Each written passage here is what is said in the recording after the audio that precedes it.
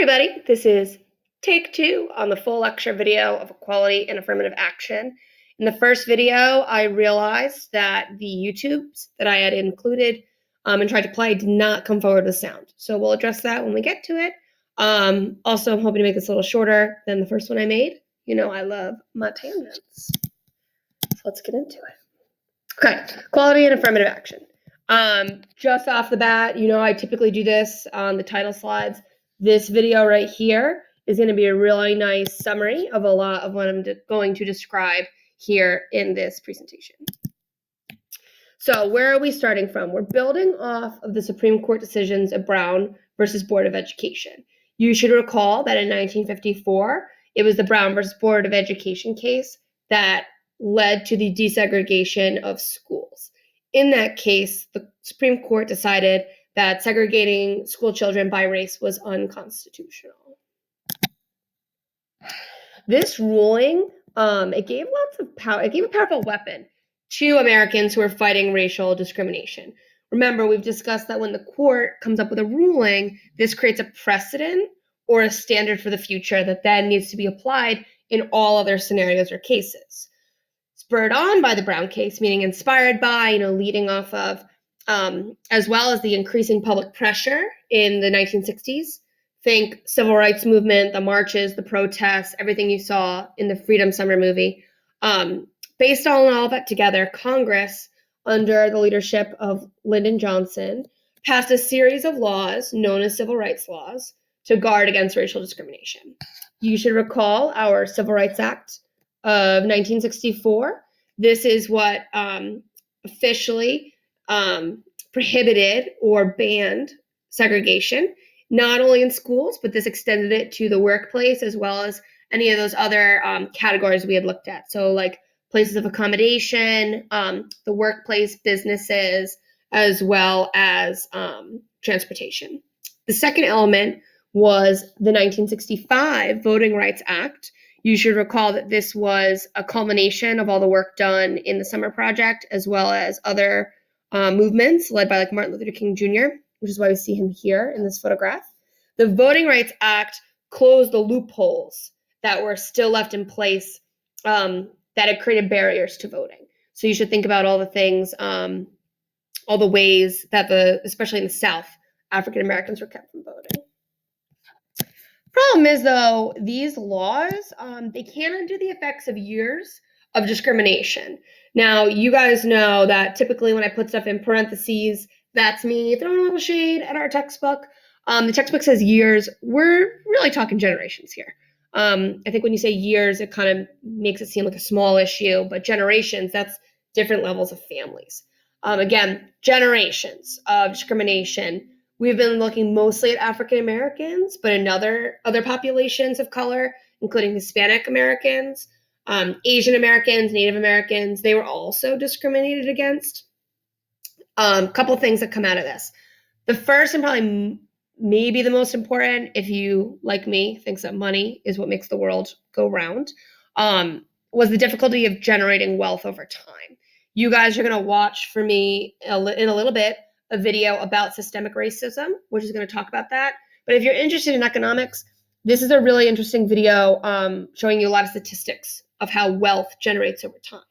When we talk about wealth, it's not just the amount of money you have in your bank account, but it's also your assets. So I'm here in my lovely apartment. I don't own the apartment though, so it's not part of my wealth. My car is part of my wealth. If I owned any stocks, those would also be included as well. So the discrimination prevented these families from passing down wealth or generating wealth, across time. We also have the blocking of access to quality and higher education, but also things like denying access to home and small business loans. We're going to talk about that in a bit. And then also just the generational trauma. What I mean by that is culturally, what did it do to these populations through many generations to be continuously oppressed? This timeline I wanted to show you guys just as a quick little snapshot here of one group. If we look at African Americans, I hear people all the time, especially people who are older than I am, like my parents, my grandparents, meaning more like their age, not my parents in particular, but talking about, slavery ended, over 100 years ago. Why can't people just move past it? Well, I wanted to show you this timeline just to kind of show you that, like, sure, slavery, started in 1619, right when our House of Burgesses was created in Virginia. It's lasted for almost 250 years. Great, it's ended. Awesome. But then it's immediately followed by almost another 100 years of segregation. When we look at this 1954 date, we should recall this is the Brown versus Board of Education case. That is what starts chipping away. But really, if I were to make this timeline, I would probably push this another 10 years to the Civil Rights Act. So really, if we're only talking from 1965 to the present, it has not been that long. And what we're going to look at today is even after those laws were passed, there were still lots of roadblocks to African Americans and then other non-white minority groups to becoming fully given the promises of American freedom. Get back to our declaration. Okay, so I'm going to just describe this a little bit. This is the video you guys need to watch. I'm going to link it in the classroom separately within this post. But if you ever wanted to go back to the slides and just click through them on your own, whether maybe you're watching other videos or etc., like this one down here or the one I pointed out to you before, that's where you can find it. So, despite all the doom and gloom, does this mean that all non-white families were doomed to poverty and a life without power? No. Definitely not. It's not like every single person was stuck in the situation. But does it mean that even after the civil rights movement, American society still held on to many of these racist structures and biases? Yes. Like big yes. Like a lot. Like, yes. It's been called a couple of different things, whether it's structural, institutional, systemic racism. Again, this video, it gives you some really good examples. So make sure you've watched this, especially for blue and yellow groups. You guys are going to have to watch that video to do your written work.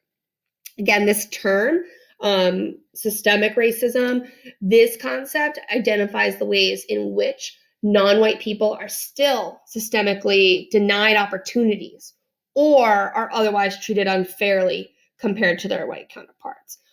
You'd be surprised at just how much that has seeped into our society.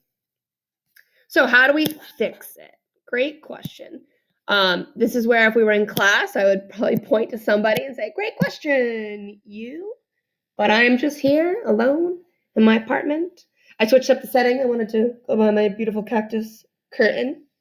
But anyways, affirmative action, this is the answer, right? This is like the government's answer to fixing a lot of these problems. So starting in the 60s, right, about where we were before, as a result of the civil rights movement, the government worked to correct the effects of particularly unfair hiring practices. President Johnson created this affirmative action policy, and it required companies to take affirmative action. What does the word affirmative mean? It means like positive. So if I said, do you understand? And you said affirmative, I would be like, all right, they understand, right? Affirmative. These are the steps to counteract the effects of past racial discrimination. If we're looking at the effects of past discrimination, we can kind of go back to this slide here, right? This is where we've seen some of these effects. Colleges and universities also were a target, and that's mostly where we think of affirmative action, is within the realm of higher education. There were lots of universities that seemed to favor white males when hiring staff and also admitting students. They were also required to practice affirmative action measures. Not everybody is on board with this, though.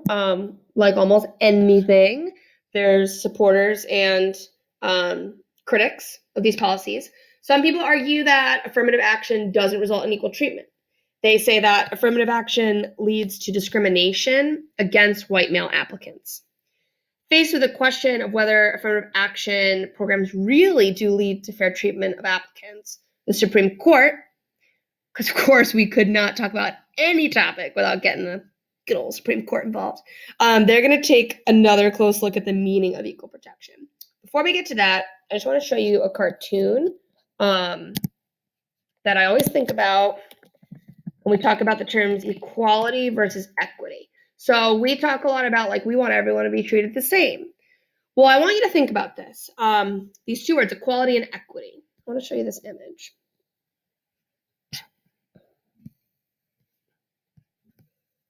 So in this image, we have three people trying to watch the ball game. Okay, on the left, equality. Everybody gets the same box to stand on. However, not everybody still gets to watch the game. In equity, even though these three people are being treated differently, right? It's not equal treatment. The end result is equity.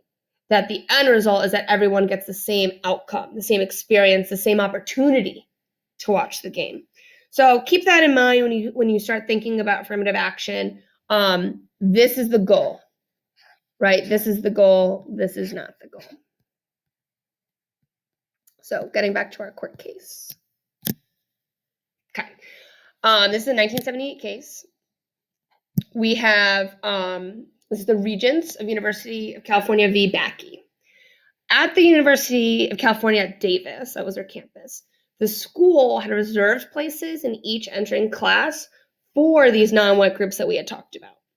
But in 1973, and then again in 74, a white applicant named Alan Backey was rejected for admission. No, I'm just kidding. That's always a bummer. But what made this really weird to Backey was that some members of other racial and ethnic groups, I'm not sure how we found out, but some members were admitted with lower grade point average than he had, lower test scores and lower interview ratings as well.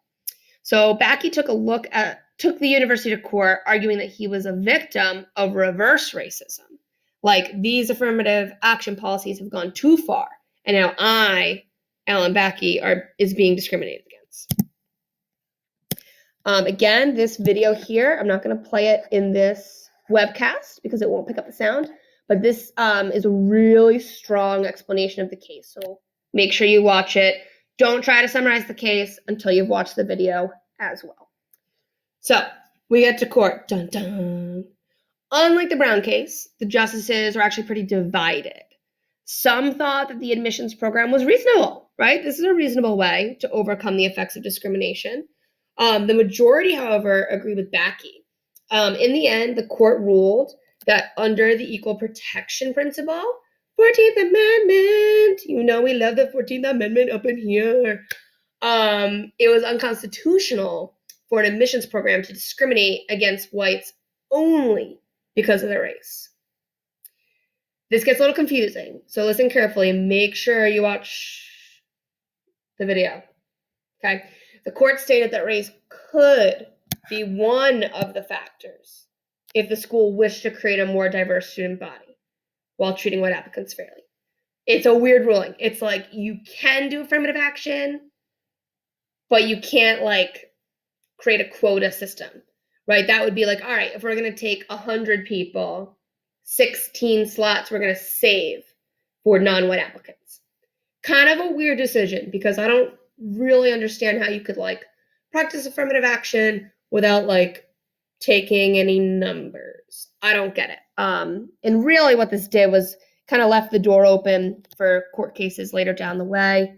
Right now, we have a court case going through about Harvard admissions in which Asian American applicants are saying that they are being discriminated against because GPA-wise, they're right up there, but they say, you know, you've made the quota so small that even though my scores are higher than some of these non-Asian applicants, I'm not getting in just because I'm Asian American.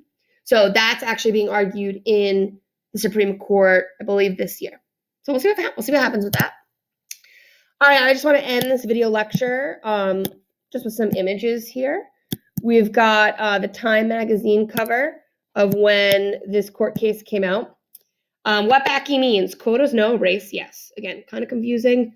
Also wanted to point something out to you. This is just another sneaky way the media kind of perpetuates racial stereotypes.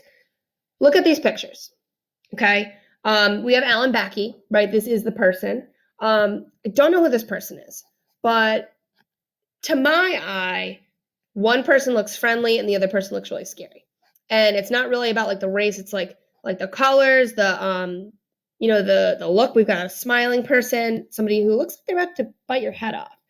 Again, like who is this African American man that they chose? Was this like a defendant, or were they like, let's just find the scariest picture of a Black person we can find and put them on the cover so that we can draw contrast to this really nice angelic defendant who won his case? I don't know. Again, just some of the ways that like these negative stereotypes are just kind of perpetuated through our media. And then we've got our Supreme Court, Lady Columbia here. The result is affirmative inaction. Right diversity, yes, but no quotas, percentages, points, charts, graphs. Again, kind of going to my point, how can you be proceeding with an affirmative action policy if you're actually not allowing the schools to like record data? So again, we'll probably see what happens. Hopefully, before school gets out. I know a lot of cases are ended in the summer, but we'll check back in. So hope you enjoyed this video. Make sure you go back and you watch this one on the case, as well as this one on systemic racism. All right. That being said, what you guys are going to do next after you watch these videos is go to the Google Classroom, find the work that's dated for you, and have at it. Peace.